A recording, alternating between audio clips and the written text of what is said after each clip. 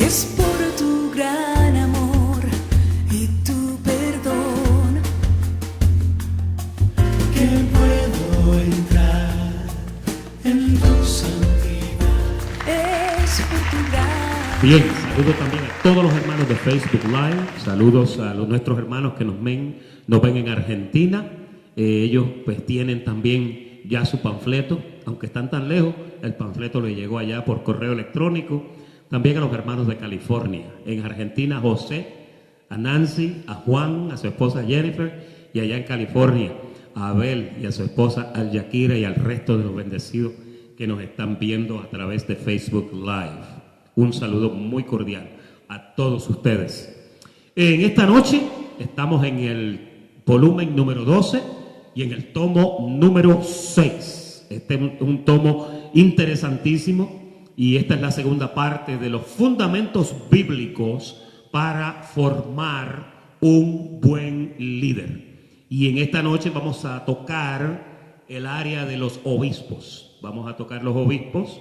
Y esta segunda parte de los fundamentos bíblicos, cuando decimos obispos nos estamos refiriendo a pastores, y hay otra palabra que se usa en la Biblia que es la palabra ancianos. Hoy usted va a ver que obispo, pastor y anciano es exactamente lo mismo, ¿ok? Vamos a ver los requisitos para este oficio y usted va a notar que los requisitos para un obispo son casi idénticos a los requisitos para un diácono. Y la razón por la que esto es así es porque los diáconos comienzan desarrollándose como servidores y como personas que ayudan en una casa, como dijimos la semana pasada, pero hay veces que del diaconado muchos de ellos anhelan obispado. Y es bien fácil para un diácono que ya ha sido entrenado, que ya es una persona que conoce los requisitos de un diácono, pasar a ese plano del obispado si eso es lo que desea. Ustedes se acuerdan que el apóstol Pablo decía, si alguno anhela obispado. Entonces, en esta noche queremos decirte que es muy posible que si tú vas a ser pastor o pastora, ya tú tienes ese don en ti y ese llamado del Señor. Y sencillamente se va manifestando poco a poco, ¿verdad? Casi siempre cuando Dios llama, en la Escritura, cuando usted ve que Dios llama a los hombres y a las mujeres para ministerios, no inmediatamente asumen ese cargo, sino que la persona va en un desarrollo, va en una preparación, va en un entrenamiento hasta que finalmente esa persona aprende el oficio. ¿Ok? Diga, oficio. El oficio es bien importante. Vamos a dar un pequeño trasfondo ligerito. Ahí en su panfleto, a la parte de atrás, hay un historial bastante interesante acerca de lo que es el origen del pastorado. Posiblemente lo toquemos al final, pero en esta parte de ahora, si alguien necesita un panfleto, ¿todo el mundo tiene un panfleto? Ahí hay uno, Andy. ¿Sí? Por ahí. Amén. En su panfleto, las palabras pastor, como había dicho, pastor, obispo y anciano tienen el mismo significado. Vamos a ver algunas evidencias de eso. Vamos a entrar a Tito, el capítulo 1 y verso 5, para ver un poco unos detalles que definen esta situación. Dice Tito 1:5, por esta causa te dejé en Creta. Creta, estudiamos aquí cuando estudiamos la epístola de Tito, Creta era una isla que está al sur de Grecia y era una isla territorialmente bastante grande. No era una islita de solamente un pueblito, era una isla que tenía muchas ciudades, ¿ok? Pues él le dice, te dejé en Creta para que corrigieses lo deficiente, ¿y para qué más? Para que establecieses ancianos, ¿dónde? En cada ciudad. Nota que inmediatamente que Pablo le dice a Tito, yo quiero que tú me corrijas lo deficiente, para eso necesito que tú pongas y asignes ancianos en cada ciudad. Cuando usted ve eso en cada ciudad, no era simplemente que pusieran un viejito en una ciudad. Aunque quizás muchos de los ancianos eran personas mayores, pero cuando usted ve la palabra anciano en la Biblia, no tiene que ver nada con edad. Solamente cuando usted lee el anciano de días, ya ahí se está refiriendo. Mientras tanto, ancianos eran pastores, ancianos eran obispos. Vamos a seguir leyendo. Dice, así como yo te mandé, versículo 6, el que fuere, y aquí inmediatamente aparece la lista para un anciano, el que fuere irreprensible.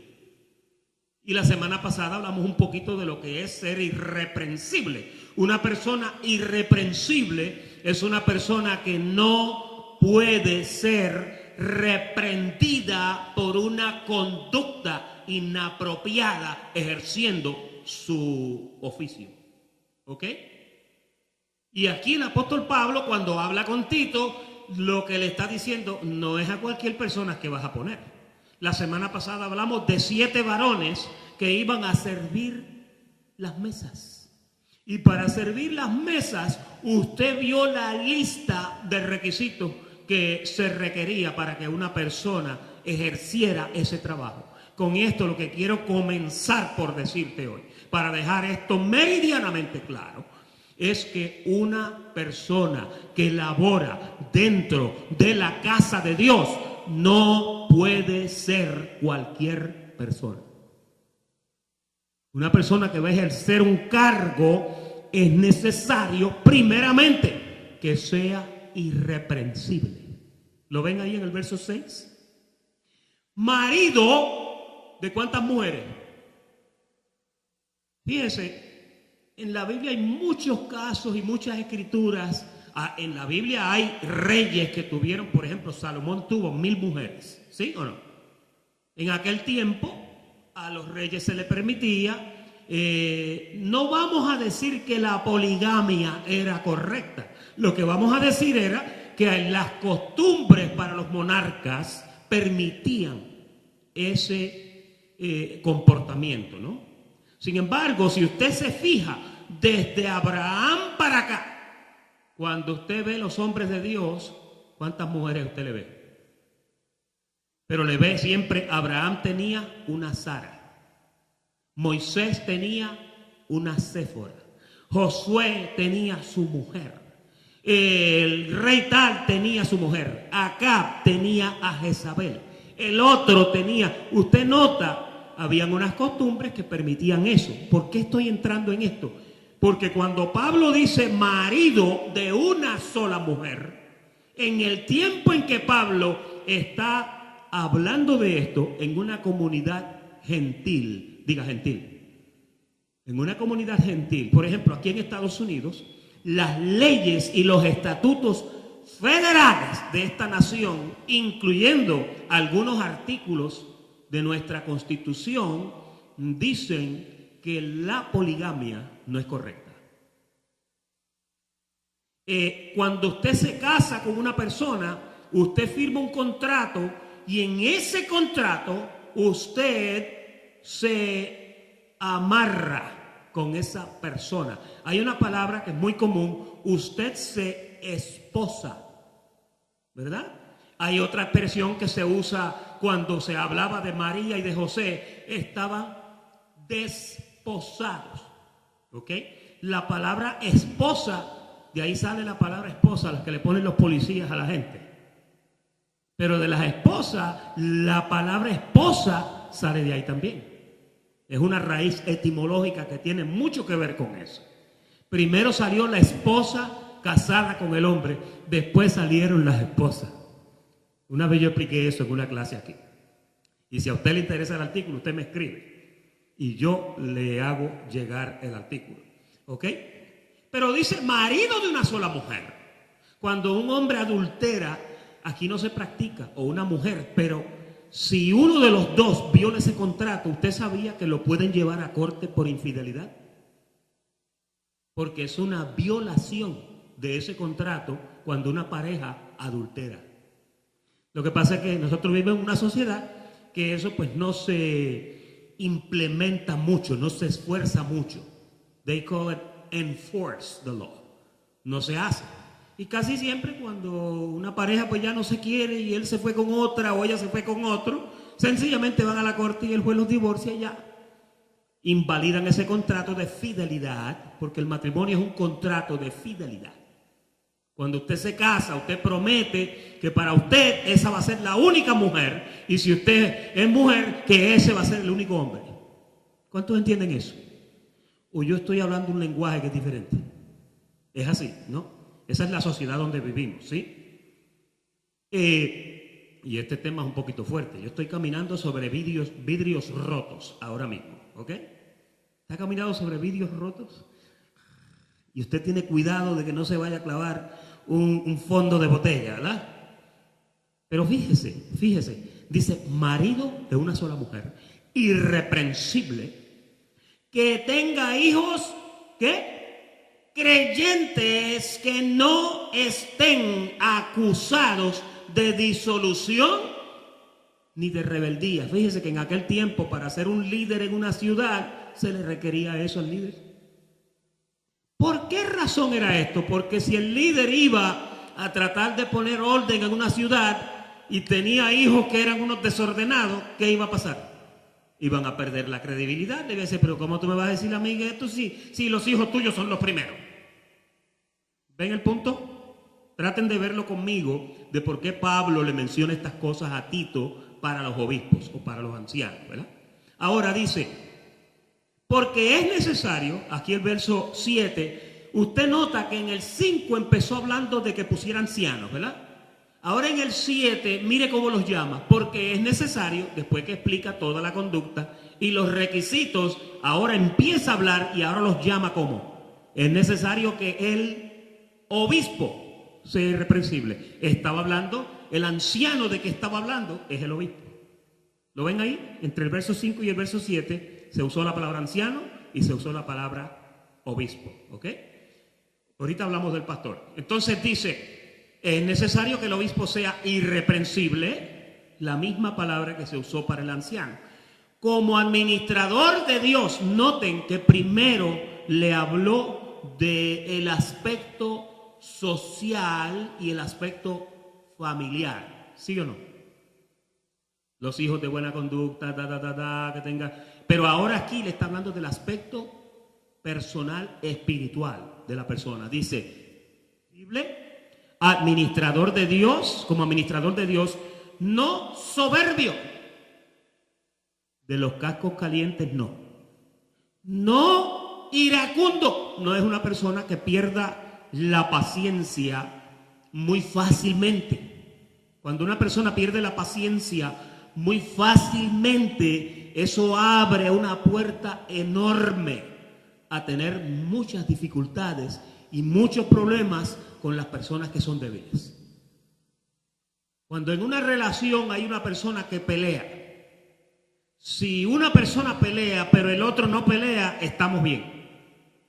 Pero cuando los dos pelean, ya la cosa está mala, porque se forma un problema de que no hay no hay control sobre la soberbia o no hay control sobre la ira. Por eso te dice, el obispo debe de ser no soberbio, no iracundo. Estas son cosas de carácter, ¿verdad? Ahora aquí viene otra. No dado ¿a qué? No dado al vino. ¿Por qué? ¿Por qué no dado al vino? Porque el vino es pecado. La cerveza es pecado, el alcohol es pecado. Fíjense, la Biblia dice, el vino es escarnecedor, la cerveza es alborotadora, pero después dice, y necio es el que por ellos hierra. ¿Se da cuenta? Hay un asunto, aquí no dice dado al mucho vino, y a mí me extraña porque hay otros pasajes donde él dice mucho vino, pero para los obispos dice no dado al vino. Como que no le va a convenir al obispo tener 2 cervecitas arriba cuando va a resolver una situación. ¿Verdad que no? O un par de traguitos, porque posiblemente le va a pasar lo que le pasó al alcohólico que llegó a Alcohólicos Anónimos. Y la señora lo vio que entró y le dijo, vino a apuntarse. y le dijo, no, vine a borrar. Fíjese, el control sobre estas sustancias alcohólicas es importante para un obispo. Es bien importante. Porque es que el asunto es que, mire, una cosa lleva a la otra. Y cuando usted coge el camino equivocado, usted se mete por ahí y después para sacarlo vamos a pasar trabajo. Por eso es mejor ni acercarse. Fíjese. No pendenciero, no codicioso de ganancias deshonestas. Yo estaba leyendo una versión con el pastor Carlos que decía, no tramposo, no participante de negocios sucios. Estas son las versiones modernas de ahora. ¿Ok? Versículo 8. Si no, aquí vienen las cosas que debe de ser. Primero, hospedador. Segundo, amante de lo bueno. Tercero, sobrio. Cuarto, justo. Quinto, ¿qué dice ahí? Pero ven acá, y Dios no te santificó a ti en espíritu. En espíritu te santificó, pero en cuerpo te santificas tú. La santidad de cuerpo te pertenece a ti y a los que me están viendo. Dios no santifica tu carne. Tu carne la tienes que velar tú. Las intenciones de tu carne las controlas tú. Dios ya hizo su obra en el Calvario para presentarte perfecto con una sola ofrenda para siempre. El resto de las cosas que tienen que ver con tu conducta, con tu proceder, con tu carácter, eso es responsabilidad suya y mía. Dueño de sí mismo. ¿Qué es una persona dueña de sí misma? Nadie la persuade a hacer nada. Usted ya sabe que esto es lo que usted hace. Usted ya sabe que hasta ahí es que usted llega. Y cuando usted se acerca a ese punto, antes de que ya vaya más cerca, usted debe de salir corriendo. Y si usted no me lo cree, pregúntele a José, el de Egipto, que se hizo gobernador corriendo. Porque, oiga, la esposa de Potifar me cayó arriba y el hombre le dejó la chaqueta, la chumpa, le dejó la ropa, ¡fua! Y salió corriendo. Usted tiene que aprender a huir de las cosas que no le convienen. Cuando tiene que ver con la fornicación, oye, Juan decía, huid de la fornicación. ¿Se acuerdan? Cualquier otro pecado que el hombre cometa es pecado que está fuera del cuerpo, pero el de la fornicación. Pablo decía, mira, el que se une con una mujer, una ramera, acuérdense que los dos se unieron los espíritus, es un espíritu con él. El que se une con otra mujer que no es la de él, ¿qué pasa? Se hacen uno. Y entonces traíste al templo del Espíritu Santo una extraña o un extraño. Por eso es que cuando Juan explica esto, el mejor que lo explica Juan, dice que el pecado de fornicación es un pecado de muerte. En la ley de Moisés, el pecado de fornicación era castigado por la muerte. Pastor, es que la mujer que tengo no me gusta, estoy que la quiero ahorcar. Divórciese. Pero no haga nada indebido. O busque counseling. Siéntense con un consejero los dos y traten de negociar el asunto. Hay veces que el problema es que somos tan duros de servir que no queremos dar el brazo a torcer. Aquí la razón la tengo yo, siempre. Eso pasa, eso pasa. Todo problema tiene solución, de una forma o de la otra, ¿verdad? Busque la mejor forma.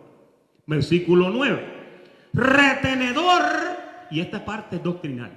Retenedor de la palabra fiel tal como ha sido enseñada, para que también pueda exhortar con sana enseñanza y convencer a los que contradicen. Fíjense, un obispo no solamente tiene que tener buen testimonio, tiene que tener buen proceder. tiene que tener buen carácter, tiene que tener buenos modales, tiene que venir de una familia que la lleva bien controlada la familia. Y no estoy hablando de un sargento en la casa, que suena el pito y todo el mundo sale a correr. No, estamos hablando de una persona que con su ejemplo ejerce un respeto, una cortesía y un ejemplo que es digno de admirar y de imitar. Por eso es que cuando una persona quiere ser pastor, mire, este es el empleo más triste que hay. El pastor es la persona más solitaria del mundo.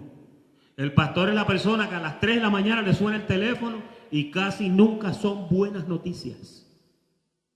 Por eso es que es importante que usted lo ejerza con cuidado y mirando estas cosas que dice la palabra.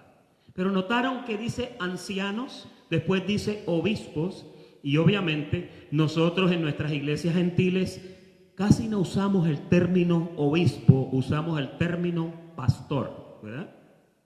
Mire cómo dice Santiago 5:14. ¿Está alguno de vosotros enfermo? Llame a ¿quiénes? Llame a los ancianos de la iglesia. ¿Quiénes serían los ancianos entonces? ¿Unos viejitos que oraban por la gente? No, eran los dirigentes que estaban a cargo de la iglesia. Y obviamente en la práctica judía pues los ungían con aceite. Nosotros pues no usamos aceite. Tampoco condenamos al que lo usa. Yo el aceite lo ahorro para las ensaladas. Pero el que lo use, pues no hay ningún problema con eso. No vamos a condenar a nadie por una botellita de aceite, ¿verdad? Pero note cómo dice, lo llame a los ancianos. Mira otro ejemplo que está en Primera de Pedro, capítulo 5, verso 1. Este es bien importante porque aquí hay una prueba bien clara. Dice, ruego a los ancianos que están entre vosotros. Ahora, él se incluye y dice, yo, anciano también con ellos, y testigo de los padecimientos de Cristo, que soy también participante de la gloria que será revelada. Ahora, mira la palabra en tu panfleto que está ennegrecida. ¿Qué dice? Verso 2. Apacentar. La pregunta es, ¿quiénes son los que apacientan? Los pastores. Entonces, te usó la palabra anciano, pero ahora te dice a los ancianos, le está diciendo que hagan ¿qué? Que apacienten. Dice, apacentar la grey de Dios que está entre vosotros, cuidando de ella. ¿Ve que ese es el pastor? Ese es el obispo. Dice, cuidando de ella, no por fuerza, sino voluntariamente, no por ganancia deshonesta, sino con ánimo pronto, no como teniendo señorío sobre los que están a vuestro cuidado, sino siendo ¿qué? Siendo ejemplos de la grey. Y cuando aparezca el príncipe de los que, nota cómo ahí te inserta la palabra pastores en medio de una conversación de obispos y de ancianos que apacientan un rebaño. Ahora te dice, cuando aparezca el príncipe de los pastores, vosotros también recibiréis la corona incorruptible de gloria. Esta no es la corona de la salvación, porque la corona de la salvación te la dieron 2000 años atrás. Esta es la corona de galardones por haber trabajado y haber sido un buen y siervo fiel dentro de la obra del Señor. A mí me asusta cuando yo veo a pastores con mal testimonio. Y aquí todos cometen errores, porque ¿quién no comete errores? El asunto es que a veces cuando tú cometes un error que es muy serio, eso es una mancha que se queda. Y cuando esa persona es identificada por esa mancha, después el pobre pastor, el pobre ministro, el pobre evangelista se tarda años en borrarle eso del récord. Más avanza el Credit Bureau con la, ¿cómo es que se llama? Cuando tú quiebras, la bancarrota son 7 o 10 años, pero un mal testimonio te puede perseguir por 15 o 20 años, si eres un pastor. Y obviamente, nosotros no podemos hacer leña del árbol caído. Hay pastores que han caído. Nuestro hermano Jimmy Swaggart cayó muchos años atrás. Pero él se arrepintió, él se alejó de lo que había hecho. Pero mire, él se sentó en su iglesia y estuvo ahí bajo el cuidado de los ancianos por un montón de años hasta que finalmente volvieron otra vez a restaurarlo ministerialmente, y gracias a Dios que nuestro hermano Jimmy Swaggart está en pie hasta el día de hoy. Todos tienen derecho a levantarse, pero el que es pastor tiene que cuidarse. Eso hasta rimó. Todos tienen derecho a levantarse, pero el pastor tiene que cuidarse. Porque si el pastor no se cuida, rápidamente puede caer en un escándalo. Mire, a veces nosotros tenemos que tener comunión con todos. Y hay veces que pues tenemos que tener comunión con personas que cayeron, con personas que tuvieron dificultades en el pasado ministerialmente. Y hay dos cosas que suceden en esto. Una, y quiero que usted se lleve esto bien claro hoy.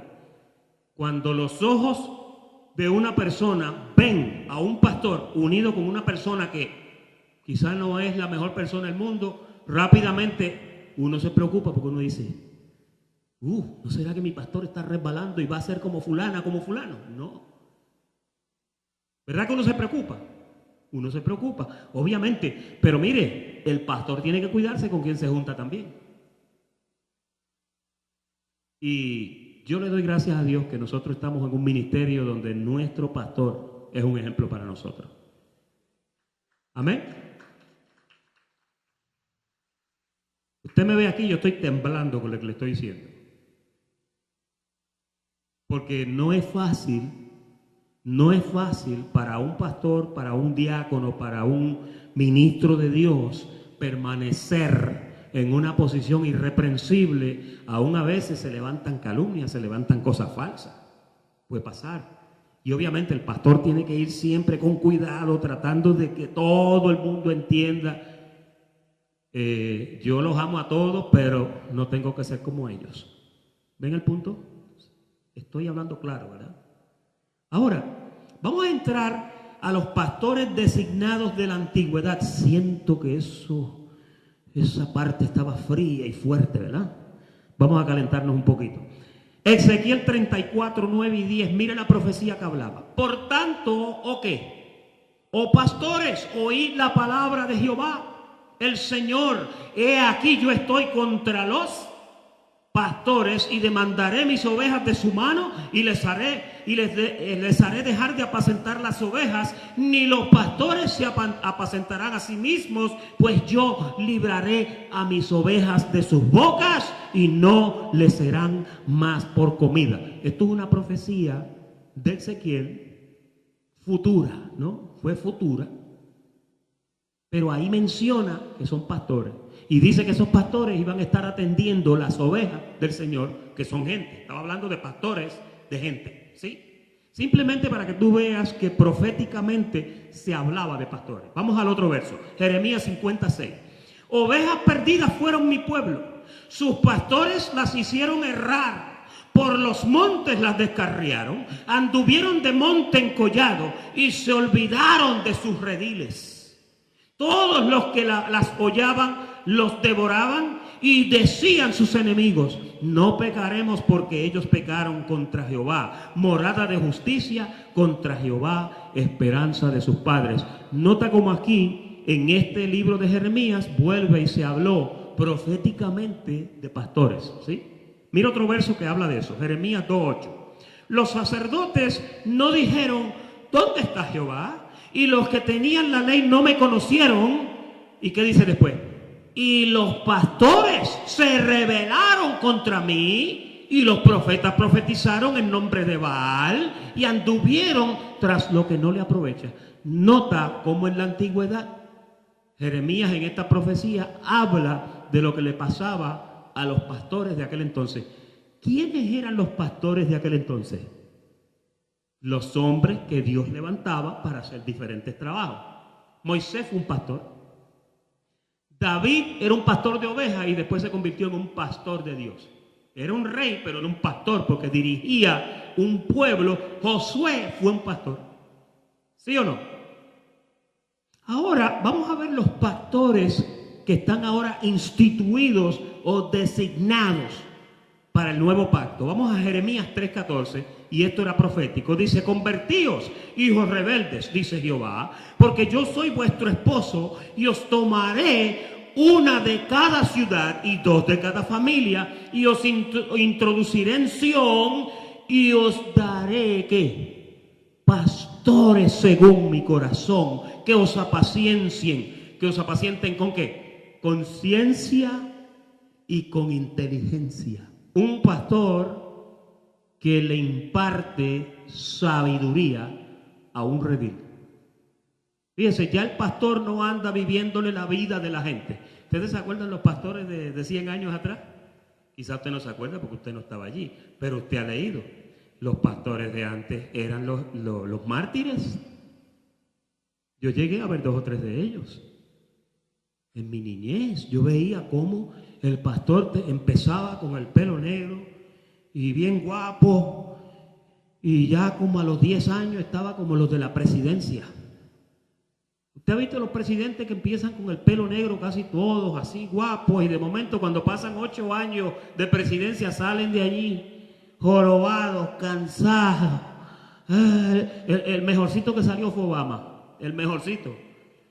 Y ya tenía el pelo blanco porque, oiga, mire, estar a cargo de un redil como los Estados Unidos no es fácil, yo. Ahí hay unas ovejas que brincan, que eso es una cosa seria. Mira 1 Samuel 2:35, porque una vez Dios habló por su boca y dijo: yo me suscitaré un sacerdote fiel que haga conforme a mi corazón y a mi alma, y yo le edificaré casa firme y andará delante de mi ungido todos los días. Y cuando usted mira a una persona así, dice: para un pastor ser como esto, tiene que ser una persona que ha muerto a su punto de vista, ha muerto a todo para vivir para el Señor. Se supone que un pastor muera a todo para ejercer el trabajo del Señor. Hay pastores que están demasiado de vivos. Vamos a Efesios capítulo 4, verso 8, a ver lo que nos dice Pablo de qué fue lo que sucedió. Pablo dice: por lo cual, dice, subiendo a lo alto, llevó cautiva la cautividad y dio dones a los hombres. Note que aquí, después que Jesús asciende, ahora Él comienza a repartir dones. ¿Ok? Ahora, mira el verso 10, el 9. Y eso de que subió, ¿qué es sino que también descendió, o que también había descendido primero a las partes más bajas de la tierra? El que descendió es el mismo que también, oiga, que también subió por encima de todos los cielos para llenarlo todo. Te está diciendo, el que bajó, que se conoció como Jesús, fue el mismo que subió por encima de los cielos. Dice, mismo, después que subió, constituyó a unos que apóstoles, a otros profetas, a otros evangelistas, a otros pastores y maestros. Yo he escuchado muchas enseñanzas, y por años también las he enseñado, de que en la iglesia hay lo que se llaman los 5 ministerios. ¿Cuánto han oído hablar de eso? Los 5 ministerios son el apóstol, el profeta, el evangelista, el pastor y el maestro, ¿verdad? Hay personas que dicen que en realidad son 4, porque el pastor y maestro es el mismo. Porque un pastor que no sabe enseñar no puede pastorear, dicen, ¿ok? Si son 4, son 5, yo no voy a entrar en esa semántica en esta noche porque no me interesa. Lo que sí me interesa es el trabajo de estos 5 oficios. Mire cuál es el trabajo de estos 5 oficios. Versículo 12, porque esto no se acabó ahí. A fin, estas cinco labores, vamos a decir, el fin de ellas es perfeccionar a todos los santos. ¿Para qué? Para la obra del ministerio. ¿Para qué más? Para la edificación del cuerpo de Cristo. ¿Para qué más? Esto continúa. Hasta que todos lleguen a la unidad de la fe y del conocimiento del Hijo de Dios. Y sigue. A un varón o mujer, perfecto a la medida de la estatura de la plenitud de Cristo, niños fluctuantes, llevados por doquiera, por todo viento de doctrina, por estratagema de hombres que para engañar emplean la astucia o con astucia las artimañas.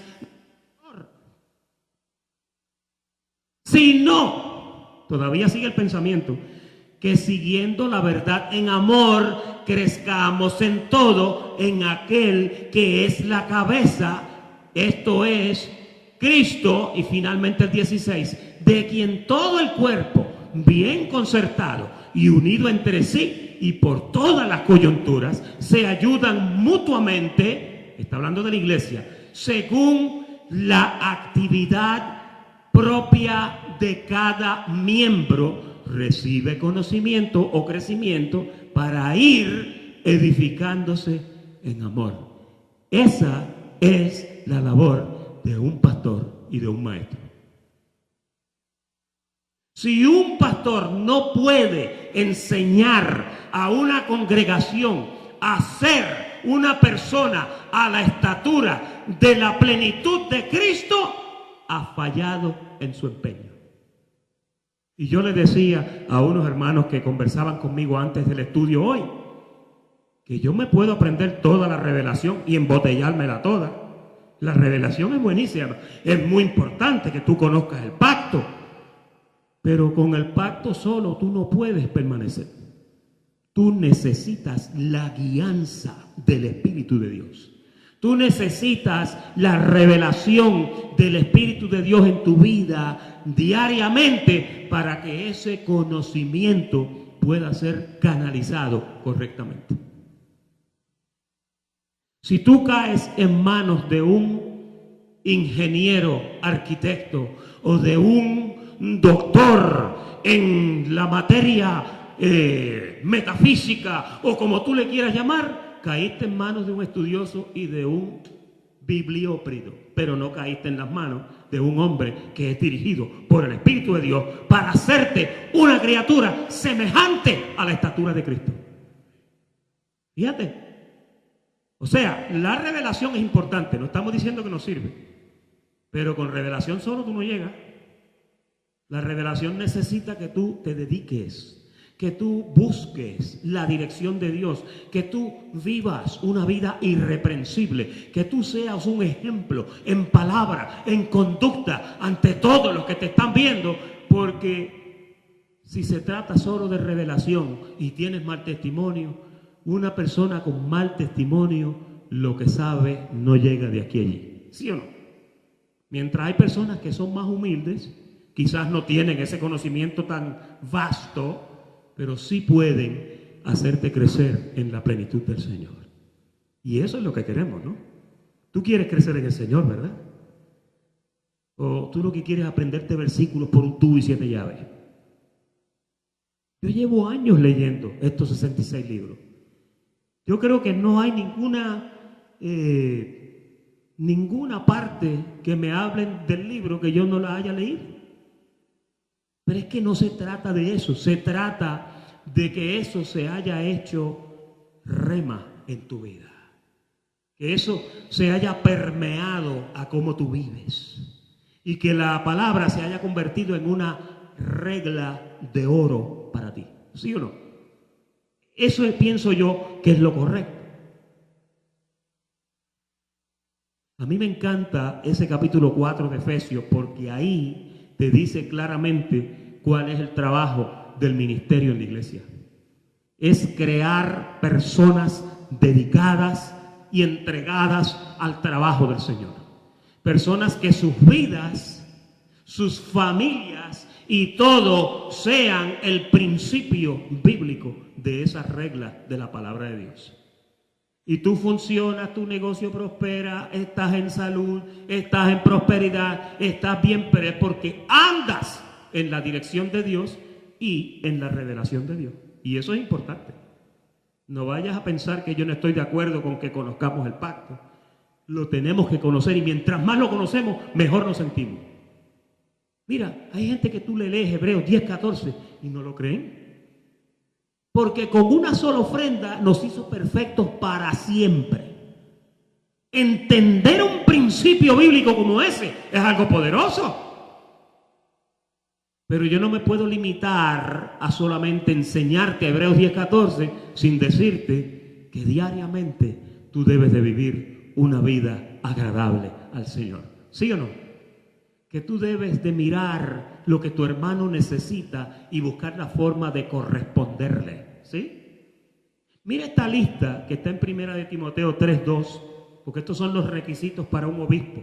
Pero es necesario que el obispo sea irreprensible, marido de una sola mujer. Esto que estoy leyendo es 1 de Timoteo 3:2 al 7, pero es exactamente, parece un espejo de lo que leímos en Tito 1:5. ¿Sí o no? Mírenlo, parece que estamos leyendo el mismo verso.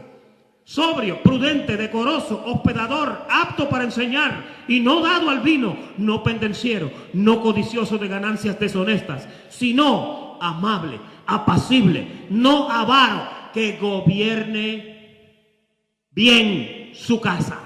Mira qué detalle más importante para un obispo. ¿Tú crees que un obispo que tiene un desastre en su casa puede pastorearte a ti? ¿Con qué te va a pastorear? Si para comenzar tiene un desastre en su casa. Jesús una vez hablando de esto dijo: sin duda me diréis, médico, cúrate a ti mismo. Fíjese, que gobierne bien su casa, que tenga a sus hijos en sujeción con toda honestidad. Pues el que no sabe gobernar su propia casa, ¿cómo cuidará de la iglesia del Señor? Son palabras paulinas, hermano. No lo inventé yo. Verso 6. No un neófito, no sea que envaneciéndose caiga en la condenación del diablo. También es necesario que tenga buen testimonio de ¿quiénes? De los de afuera. Lo que los de afuera dicen de un pastor acá adentro es muy importante. Porque si el pastor hizo lo que no tenía que hacer y ahora los de afuera están diciendo algo de él, ese pastor, mira lo que causa esto, mira lo que causa. También es necesario que tenga buen testimonio con los de afuera para que no caiga en descrédito y en lazo del diablo. Y usted sabe que cuando Pablo menciona el diablo aquí, él no se está refiriendo a Satanás. Él se está refiriendo a la maldad que hay en la carne. La gente a veces son más malos que el diablo. Hay veces que usted cae en la lengua de alguien y a usted le fuera mejor caer en las uñas de Satanás y no en la lengua de esa persona. Es así, es así. Mira lo que dice Tito 1:7, porque es necesario que el obispo sea irreprensible, como administrador de Dios, no soberbio, no iracundo, no dado al vino, no pendenciero, no codicioso de ganancias deshonestas, sino hospedador, amante de lo bueno, sobrio, justo, santo, dueño de sí mismo, retenedor de la palabra fiel tal y como ha sido enseñada, para que también, oye esto, mira para qué es esto, para que también pueda exhortar con sana enseñanza y convencer a los que contradicen. Pero para convencerlos va a tener que tener buen testimonio, ¿sí o no? Dura esta palabra, 1 de Pedro 2:25. Porque vosotros erais como ovejas descarriadas, pero ahora habéis vuelto ¿al qué?